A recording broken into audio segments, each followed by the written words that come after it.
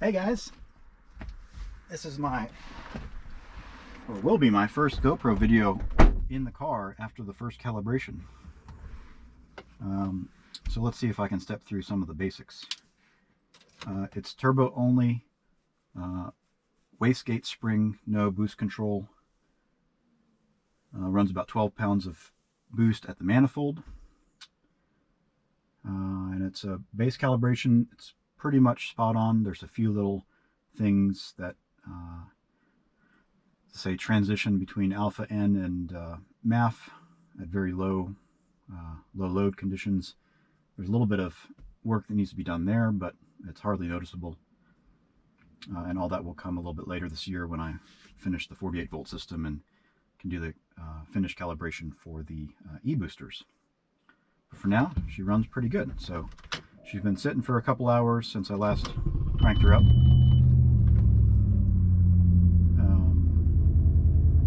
So we'll go through and do a quick warm-up, get her up to temp, and then we'll do a few pulls. One of the small details is the exhaust valve logic is almost how I want it, but I think ultimately to make it work just like I want, I'll use the Arduino to control it rather than the factory ECM. So right now the only difference is that it's kind of flipped from how I'd want. So right now the S button's off, and it's in loud mode. So I have to turn S mode on to put it on quiet. And the other one is when it's in loud mode, it only holds the valve open till about 4,000 RPM, and then it allows the valve to close up top. So it's really only quiet at the upper RPM range, no matter which mode it's on. But all of that will be fixed when I control the valve just directly with the Arduino, or when we do the final calibration work, we can get that reversed and sorted then. So race capture displaying air-fuel ratio post-turbo, so that's all combined. Left bank short-term and long-term fuel trim, right bank short-term and long-term fuel trim. Oil pressure, intake air temp measured at the MAF sensor from the factory ECM, exhaust gas temperature right before the turbine inlet. So I've got a few other things I'll display here. So intake manifold pressure in gauge pressure, PSI. This is essentially comp outlet pressure, again in gauge PSI. And that's exhaust manifold pressure, also in gauge. I'm only reading positive or above atmospheric pressure with that guy. So maybe for entertainment, I'll just leave it on this screen. And we'll see what happens there. So here you'll be able to see the difference between, again, what the engine is actually seeing pressure-wise and what the turbo is generating. And this will essentially dictate what kind of pressure drop there is between the turbo outlet and the engine. These two will be the difference between intake manifold, what's on the intake valve versus what's on the exhaust valve. So this will be essentially drive pressure or pressure across the cylinder head. And then these two are what's relevant for some of the turbocharger matching exercises. Anyways, let's go for a short drive. I'll quit being nerdy. So we're still in loud mode, which is not that loud actually, going around.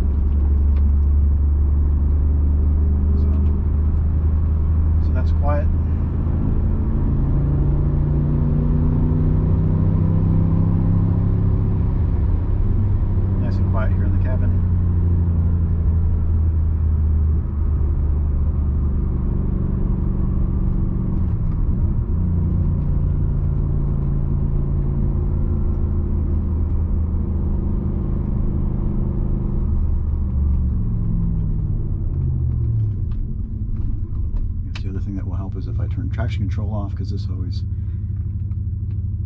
ruins some of the fun. Go loud one.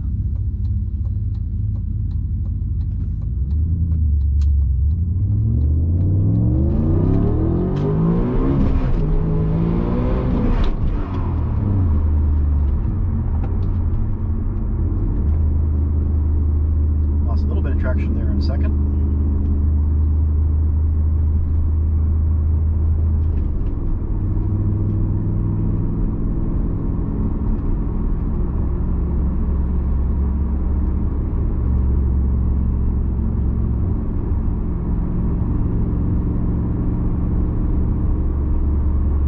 So the other thing is, right now I'm running an 83 millimeter turbine wheel. So I removed the 87 turbine wheel that came in the S400 SXE and dropped down to the 83, just for a little bit better response while the e-boosters are not working. So here in the next few months, when I wrap up the 48 volt system for the e-boosters, I'll swap back to the 87 millimeter turbine wheel. So that'll help IMAP up top. It'll reduce the exhaust manifold pressures up top. And I'll probably also step to a larger turbine housing. So right now I'm running a 1.1 A/R, and I may go as high as a 1.25 A/R. All depends on where the torque curve behaves, or how the torque curve behaves between the e-boosters kind of running out of juice and where the turbocharger is able to pick up from. So the goal obviously is a flat torque curve using the largest turbine stage possible, which reduces or minimizes the pumping losses up top. So if e-boosters can carry things and help turbo spool and maintain a flat torque curve with the biggest turbine wheel and the biggest turbine housing, then we are all good there.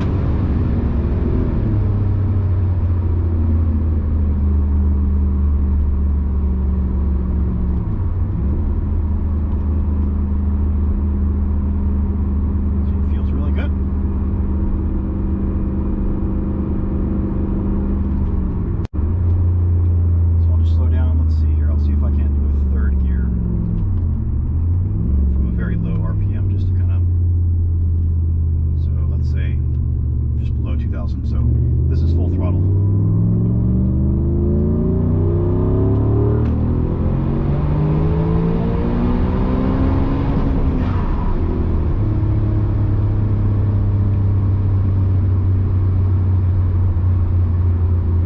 We definitely saw over 550, maybe 600, maybe slightly over 600 degrees C at the turbine inlet.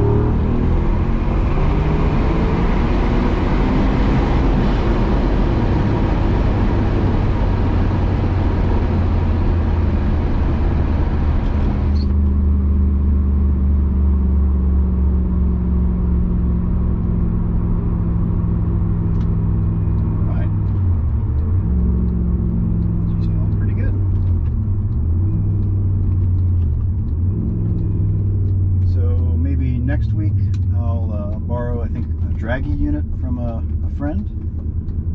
I'll do some data logging using the race capture and try to capture some of the video here on GoPro and do my best to maybe merge all three together. Maybe not in the video necessarily, I'm not that fancy yet, but at least in one of my build thread updates, so that you guys can see the data log from the race capture. Let's say pressures, temperatures, all that kind of stuff. You can see some performance data from the draggy and the video.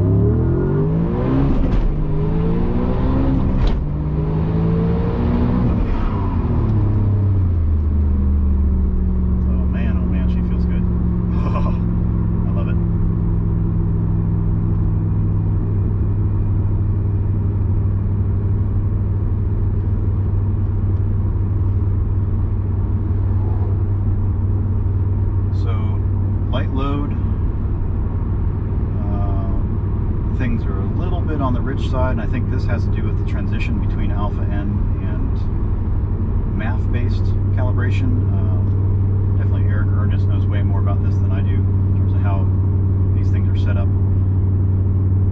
But right now I'm seeing between 3 and 5% plus positive on the long-term fuel trim, but both banks are behaving very similarly.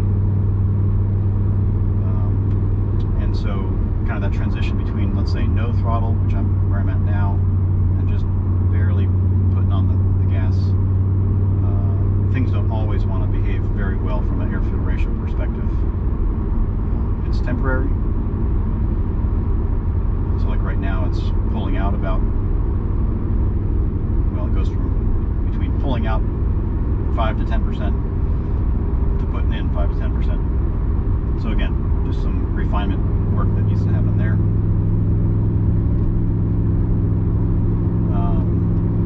What else? So this is most of the temperature data that I have. So T1 is ambient temperature. This is all in degrees Celsius. T2 is comp outlet temperature, so that's the temperature back there by the turbo, the air coming out of the compressor stage. IC temp, that's the temperature of the coolant going through the intercooler right before it enters the core. Of course, IAT, that's being measured at the MAF sensor. We've got throttle angle, EGT, of course you guys have seen this down here as well. Engine temperature, coolant temp, that's pretty typical or standard. Battery voltage. This is fun on here. That might be it for gauges. This is, I think, the excess data, so that's essentially all the parameters that are being monitored currently. And then, yeah, I've got mass airflow in grams per second, so that's coming from an OBD PID. Intake air temp, so maybe we'll monitor this screen here just to see what the MAF sensor says I'm peaking out at least after I go around this corner here.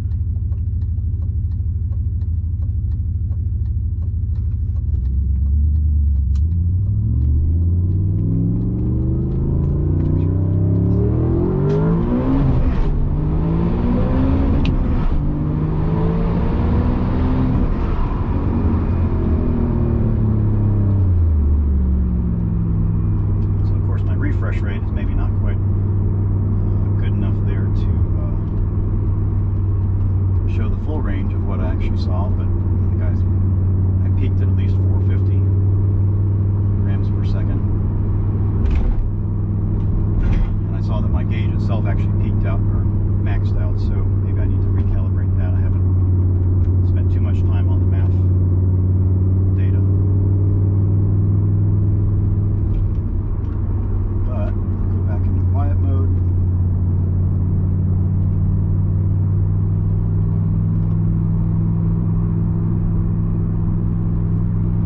Very well. A few little plastic creaks and inside the interior, which I'm slowly working to knock out. I got one that I resolved up here on the interior dome light. That was annoying. I've got another small vibration or buzz back in the right corner. And then this guy likes to vibrate up here in the corner sometimes. Those are the kinds of things I like to spend my time on.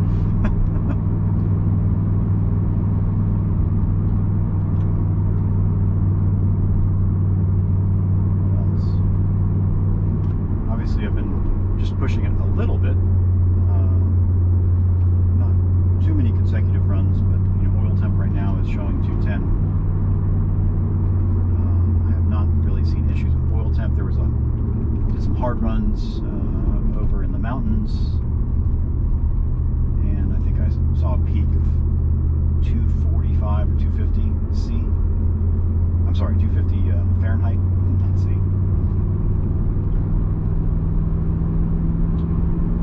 Definitely look forward to a track day to push all of this to its limits to see how the cooling systems hold up.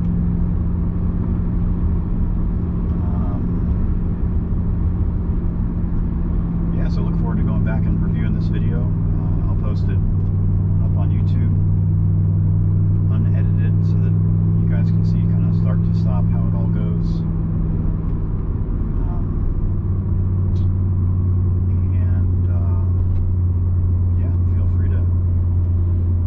Ask me any questions or give me a hard time if you see something that's that I'm being dumb about. But I've got a lot more to learn, that's for sure.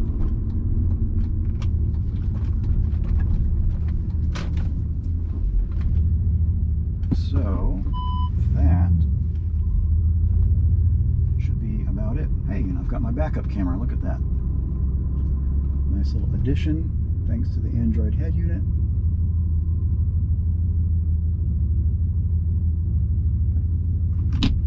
Call it a day there.